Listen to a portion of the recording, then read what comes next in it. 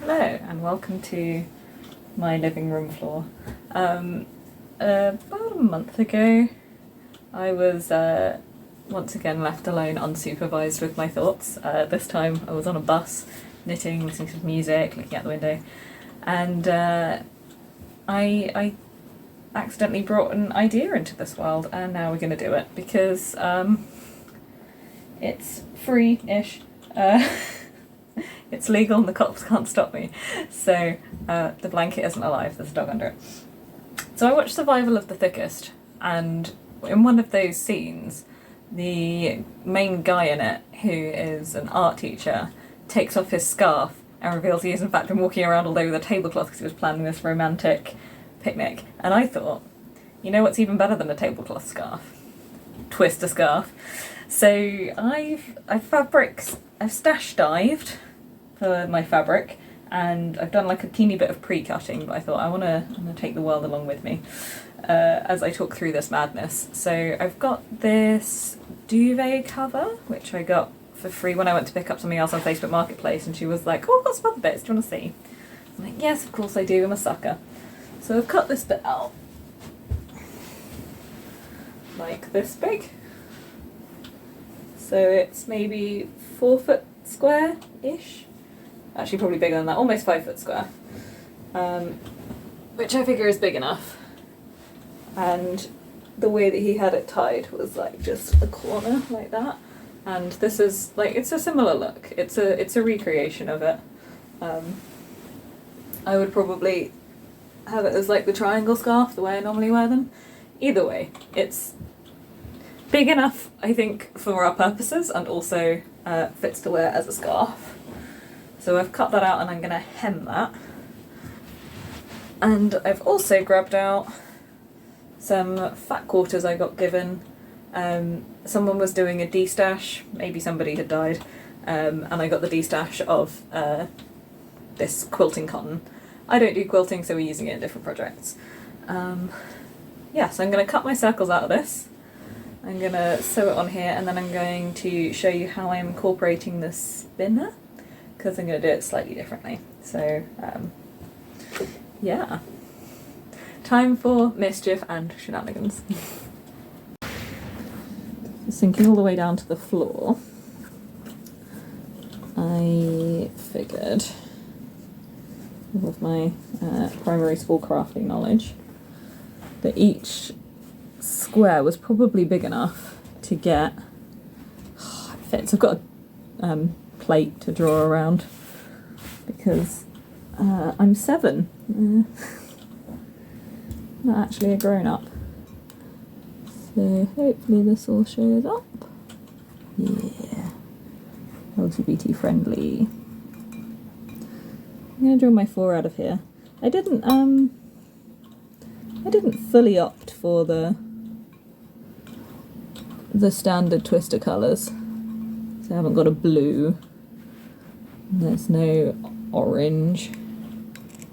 So I've substituted essentially the blue for the orange, which I suppose might mess up some people who are colourblind. But so does red and green, so just no hope. No hope for any cats that want to play. They can't tell the difference between orange and green. And I figured since I was making my own spinner as part of it, well, my own spinner solution, because I'm not making a spinner, I'm going to do something slightly different, that it didn't matter because I'm putting the colours on anyway. So it just needed to be 4 different colours. If you wanted to use an existing twister spinner but just make your own twister mat, so for example, if your twister mat has been destroyed through over-enthusiastic play, or it's been lost, or it's got a big hole like ripped in it or something, and you wanted to make your own fabric twister mat to then be, one, more durable, and also just to keep using the spinner, then obviously you'd need to consider what colours it was in. But since I'm making my own spinner, since I want to have this as its own portable thing, I'm just using any colour. I was slightly disappointed through my fabric stash busting, because this is definitely the correct choice. This is definitely like the most sensible and logical, and the project is already a little bit unhinged. So, like, this is going to feel the same under people's feet. This is going to, like, they're nice, strong, bold colours. I was going to say primary colours. Primary and secondary colours. They're, like, very distinctive. And so I didn't spend the additional time, like, stash diving. I did kind of think, wouldn't it be really fun to have, like, patterned fabric? So if you had something that was, like, predominantly a blue, but then it had something else in it, or like left foot would be houndstooth, or just different textures and patterns and stuff. I guess that would actually really help if you had colourblind people and you were making your own one, that you could just have it as tartan and polka dot and all of that. But I found this and it was just a little bit too perfect, and it's like I can't see a joy in fudging it and using the additional bit of creativity and brain energy that I'd need to use in order to, like, stash dive and, like, fudge something together when I already have found something which is, like, a very sensible choice, you know what I mean? Like, if I couldn't find anything, or if I only had patterned fabrics, then getting creative that way makes sense, but since I already had it, and since I'm kind of trying to use up my stash a little bit of a stash busting project, like, not a big stash busting project. I guess there is, like, a large singular piece of white fabric.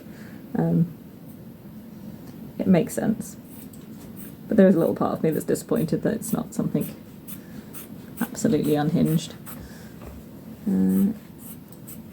But yeah, so these are my orange circles almost cut out. And I don't think I have anything much more intelligent to say at this point. So I'm just going to keep going and doing this with the different colours. I don't know even how much you can see. I have not looked at the camera once. I'm cutting out the circles I drew on the plate. They're like the same size as the plate. And then I'm just going to sit down and be pinning them onto the fabric, and I'll start hemming this. I'm doing everything by machine. I do like hand sewing, and if it's too much of a faff to try and put the circles through, then yeah, I'm going to sit down and hand do it. But yeah. Also, if you really want to play Twister and you have people that are happy to play Twister but don't like the feeling of the plastic mat sticking to their feet, this is a lovely alternate sensory experience, because then you're on fabric. So that's something else possibly worth considering. She says, just justifying her unhinged insanity. Oh look, I've rambled through all of the orange ones. Lovely. 4 orange circles, easily got out of my fat quarter, and all of the pieces are the same size. I opened them up to make sure I hadn't cut pieces out of them, which is why we don't have a pink square, because I was thinking about that. And yeah, it's pretty good under the hand size. It is going to lose a little bit around the edge because I'm going to fold it under to hem it so that it lasts a bit longer and doesn't fray, and also covers my really shoddy cutting with some shoddy sewing instead.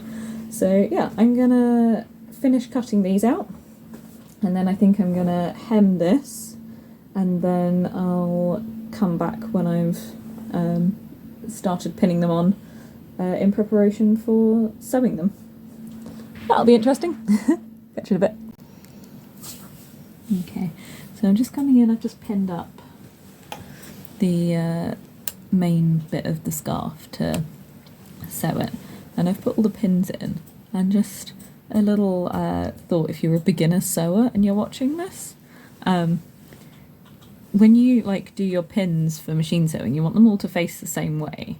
And something which I have, I think, coincidentally done correctly this time, is that you want it so that the bulk of the fabric is on this side, i.e. like the bit where there's no machine to get in the way.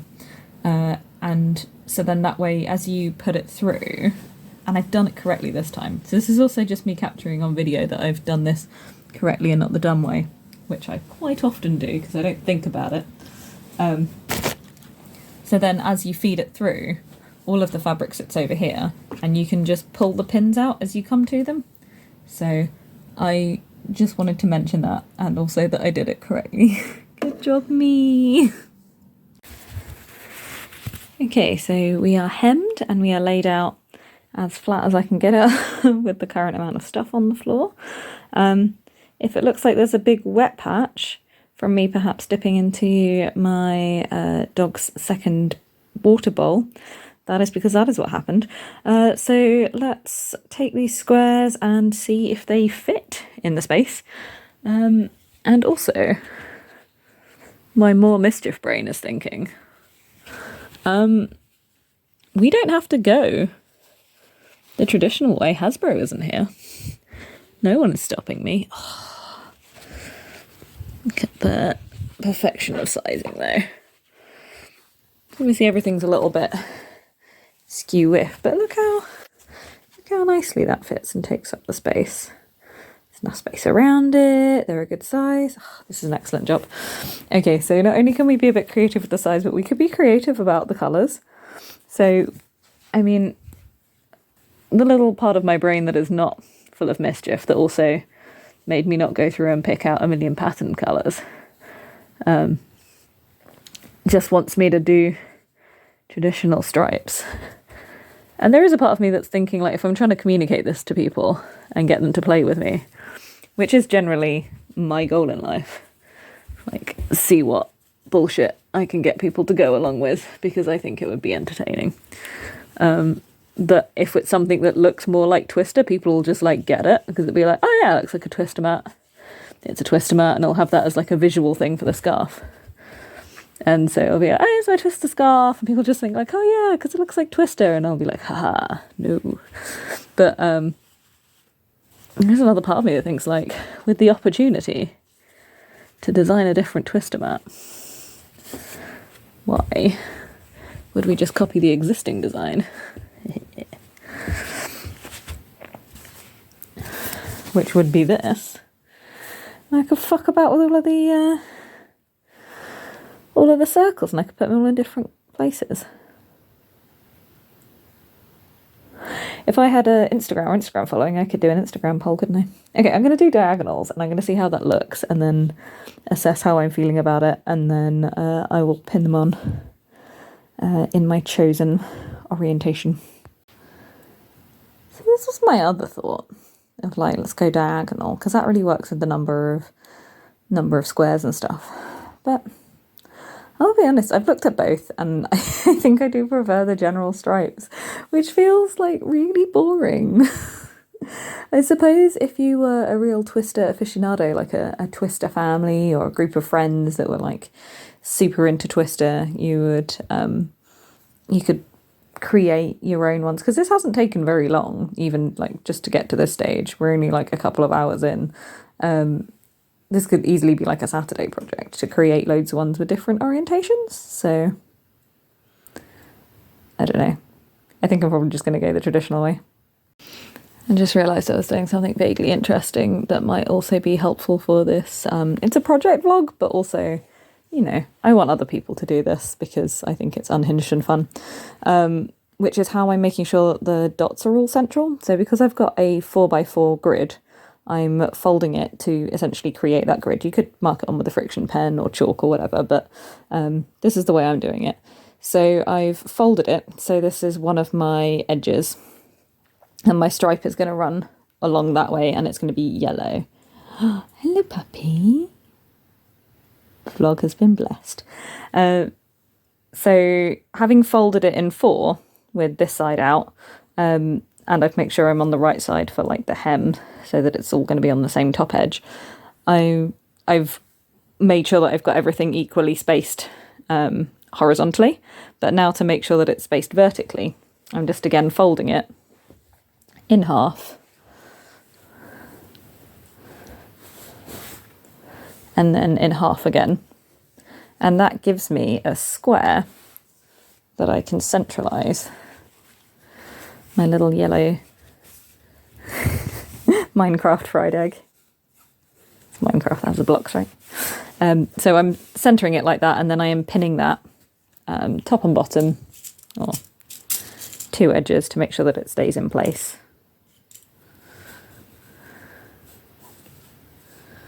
Yeah. And if I've gone through lots of layers, I'm just fixing that afterwards by just adjusting them as I unfold everything. And by using this folding method, so I'm going to flip it over, and that's giving me one of my other spaces, then it means that I'm getting everything, I mean, probably not mathematically perfect. There is probably another way to do this, which would make it mathematically perfect or super precise, but I'm going with, I wanted it to be sort of lined up very nicely, but also I want to allow that space for imperfection in handmade items that I have created. Otherwise my soul will get trapped in it. And then I'm unfolding, refolding it the other way. Oh, always much easier with two hands. And then just centralising these last two. And I'm doing that with each colour, just exposing whichever edge, and folding it up and pinning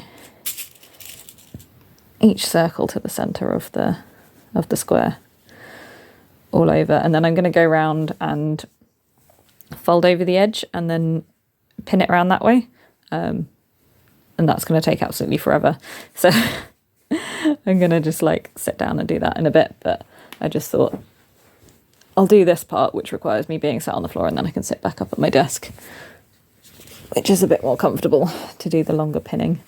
That might be it for where I am this evening, that I'll get all of the circles pinned on and then come back to everything tomorrow. I'm starting to run out of steam and I do have work tomorrow, so I have to wake up kind of early.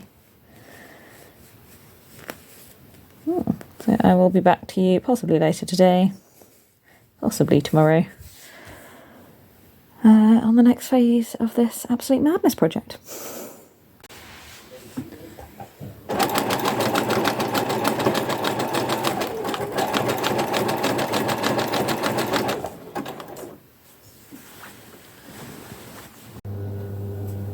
Hello and welcome to the dining room.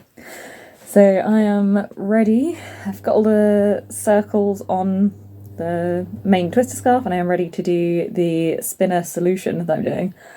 And my solution is custom dice. So these are cedar cubes that my friend was getting rid of. I saw them in his bin, or saw him throwing them away, and I was like, oh, what are these? And you put them in your cupboard and they stop the moths getting your clothes. They have a cedary smell. They kind of smell like wood. My plan was just to get a bit of wood and cut it and file it and sand it and stuff until it was the right size, but with these already being made, I thought, perfect. So I'm gonna grab my acrylic paint and my palette. These are both from Poundland. This is only the most high quality scenario that we're in. And one of these I'm going to paint up for the colours, so same as you might have with a regular spinner. Oh, you're going to need a few coats, aren't you? So I think I could do it all in one go, so I wouldn't have to have paint dry out and clean up from it more than once, but yeah, might be right. That's showing up a little bit more dense than it does in person. So one side is going to get colours, and the other side is going to get hands and feet. And eagle-eyed people amongst you, I'm going to grab some white one moment. The water was here the whole time, as was the white paint. Any memories otherwise are incorrect. Don't rewind the video. Eagle-brained amongst you may have already considered that these dice, in fact, have 6 sides, and the average person has 4 limbs, and my twister mat only has 4 colours. So I had 2 sides that I was considering what to do with. Now I've got the opportunity to either do... Ooh, well, that's thick. That's nice. Nice white surface for that. So I had the opportunity to either do a bias, so I could have like twice the number of feet rolls as like hand rolls, so there'd be like a 50% higher probability, 100% higher probability that you'd get feet when you did the roll for that one, or hands. So I could have like feet on twice, or like twice the possibility of needing to move like a left limb or right limb or something like that. And then the same with, I could like bias the colours, so you'd be twice as likely to get a red or whatever and decide based on that. But one of the things that I've noticed before from like playing Twister as a person that enjoys Twister is that there's some kind of rules which have been pretty fun, that we've, I don't want to say like added, but a couple of ways that we've come to be like expressive with it is that my partner sometimes likes to just make up ones based on whatever they think is going to be funny. So it's like, yeah, move your left hand. It's like, that's not what the spinner says. And it's like, yeah, but I think it'd be funny if everyone had to move their left hand. And also that sometimes there's like a general desire to move any limb. Or like some people will be really needing to move their left limb and some people really need to move their right limb. And some may say that's the point of the game, but I think it would be fun to add in 2 additional options into my dice rolling version of Twister. And those 2 additional options that I'm thinking of adding are dealer's choice. So just whatever you think is going to be the most funny, entertaining. You can go kind of sadistic, so like whatever would be the hardest for people, or you could go particularly kind and whatever you think might be the easiest for people. Or a wild card, so move any limb and then to the colour. So move any limb to red, or if you ended up with like a mixture of those ones, like move any limb to any colour, if you got the wild card on both of them. So I'm going to represent the wild card with a little star, because what fun is it if you can't have a database Microsoft Access stroke? Probably way more fun at parties than I am, although I will bring my own Twister mat.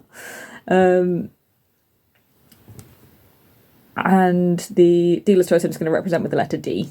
And I've grabbed out some of my old like nail art brushes, so that I can then add in the letters on there and stuff. I wasn't sure about like with the limbs whether I wanted to do like hands and feet on there to try and represent left hands and right hands. I'm thinking, looking at the size of them, it's probably going to be a fool's errand to do so. And I think it will also like show up much nicer if you've got like a white one with black text. So it's like super high contrast. Oh, and then I could do the opposite on this one. Yeah, that's definitely sold on that idea. Like the black and white text version, and I'm just going to do LH for left hand, RH for right hand, etc. And then I'm just going to do a D for the dealer's choice and a star for the wild card.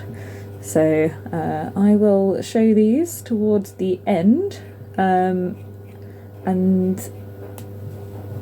I'll also show you the little pocket that I thought I would create to put in there.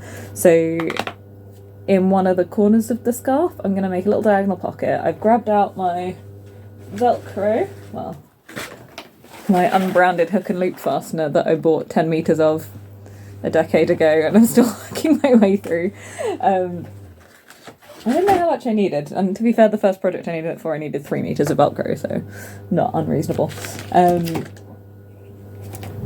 I'm going to just Velcro that onto the corner, so then when you're wearing the scarf it doesn't get too much in the way. You can hang it up with it, you don't have to like carry around an extra little bit of a spinner or worry about forgetting it should you actually want to take it out and play with it. But yeah, so that's going to be my little solution for that, and that's what these are going to live in when I finish painting them. So I'll show these off at the end, as I said.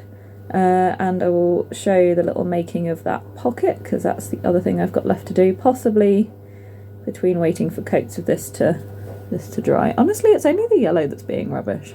Ooh, although we might need some more on that red as well. It's kind of obvious, but it's not great, you know.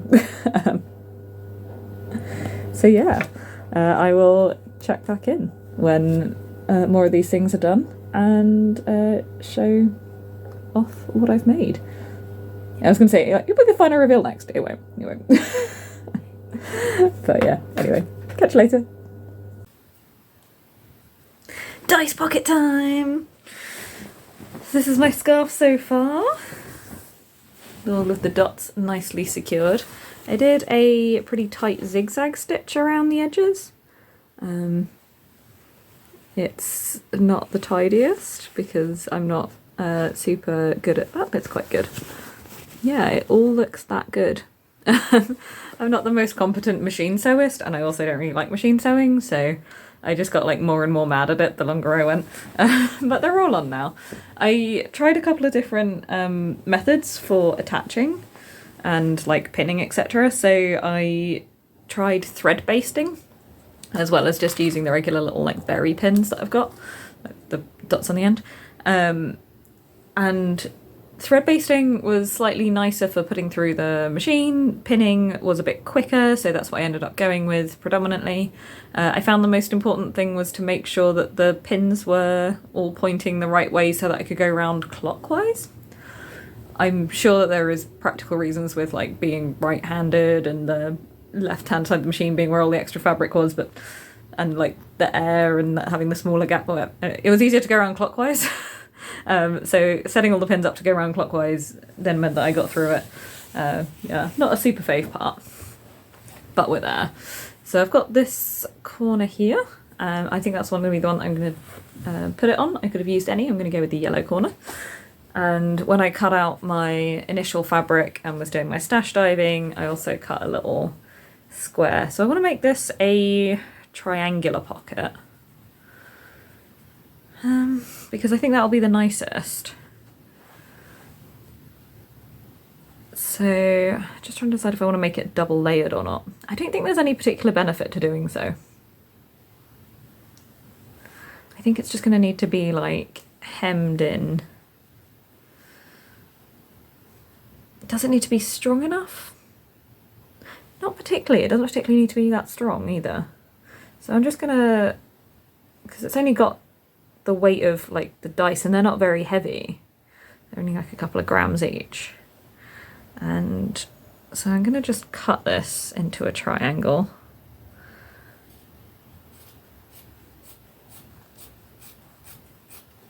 And hope that when I hem and fold everything,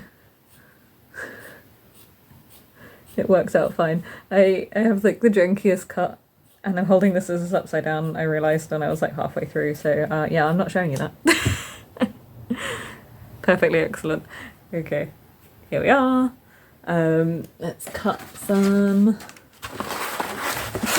hook and loop fastener. Let's see, comes with the fluffy side and the sticky side. I think sticky side is going to go on the piece, and I'm going to attach this first and do the edging first, because then when I hem the edges, because I want to minimise the amount of sewing I'm doing, partially to make it look nice and also mostly because I don't want to machine sew everything. So on my triangle piece I'm folding this over, and I'm gonna, at the same time as I hem it, I'm going to attach my non-branded Velcro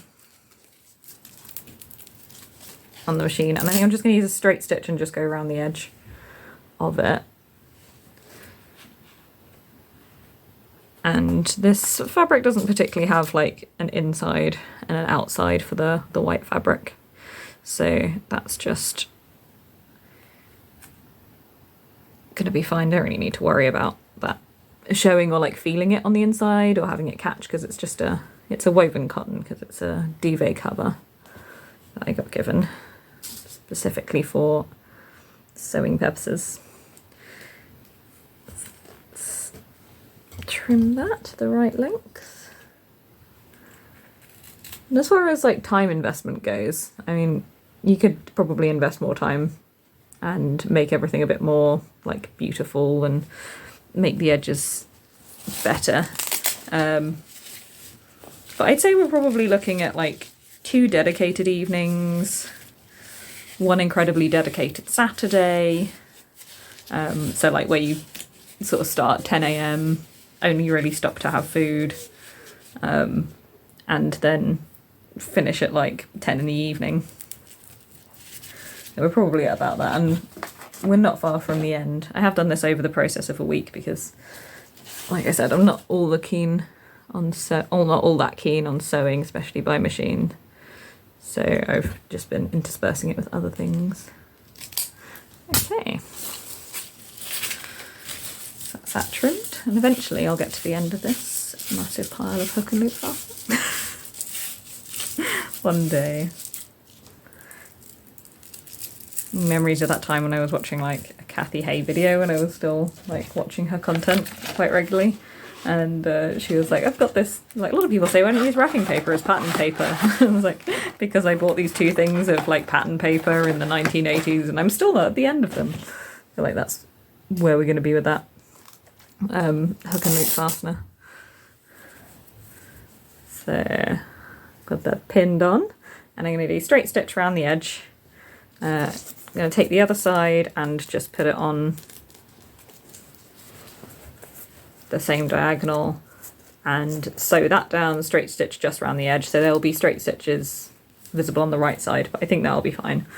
And then when that's on, for both the bits, I'm going to join the 2 pieces together by folding the hem down, and then I'm just going to do probably just a straight stitch again just around these other 2 lines, which will then enclose these raw edges so we don't get any fraying, and attach the corner of the pocket. So I will check back in at whatever the next stage is.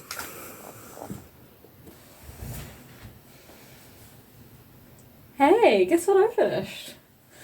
My nice little stylish plain white shawl. It's going to keep the sun off my shoulders. It's oh, what's this? What's the colour?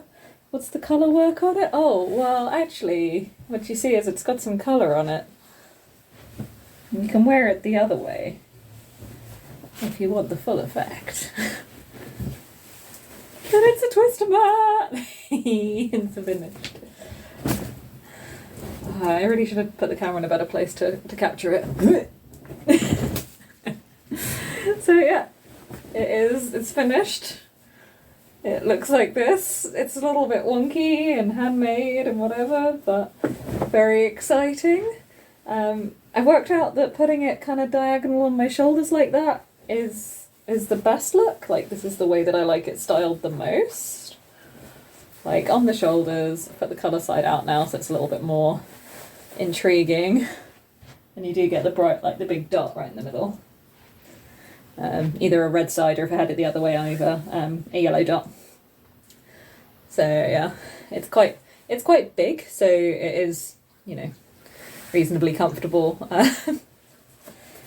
Have it a little bit even bigger. I have tried it like the desert scarf thing, which I'd normally wear, but that would really make it more for, I'd say maybe springtime or like a transitional period where it might be a little bit cooler.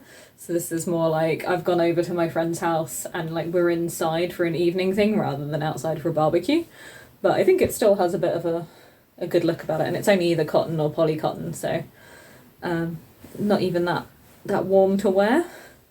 And I did try styling it like the guy in Survival of the Thickest, who is just a more stylish art teacher than I am and just much cooler, and I don't think I have any of that ability to look that cool.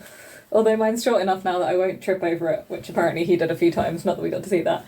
So yeah, this is how it looks, which I think is like really cool if this is your style, but it's not my style. It's just demonstrably not. I got excited to film this and I want to edit the footage, so only one of my dice is dry. So this is the little pocket just in one corner, and like it's subtle. I didn't notice it even when I was like flipping it around and stuff. It's only if I try and tie it like right at the end, but even if I tie it like here, there's the space for it. So this has worked very, very well for being able to use it as a scarf. And the Velcro opens up, nice and secure. And the dice rolls. So this is the left hand, right hand one. The camera's on selfie, so it's like everything's backwards. But yeah, this is one of my dice. The other one is still drying, but yeah, it rolls like a dice. There may be a bias to it. I don't know. I don't care. I'm very happy with this project. So yeah, looking forward to my other dice drying, and I think I'm gonna take it with me on Saturday when I'm going to a party at my friend's house. I think this is going to be an excellent addition. I've really enjoyed doing my first project vlog, so I'm hoping that I can continue to do this and do a few more of them. I've got some other ideas around kind of like crafting challenges and things, so hopefully I will keep posting things in there. Yeah, catch you later.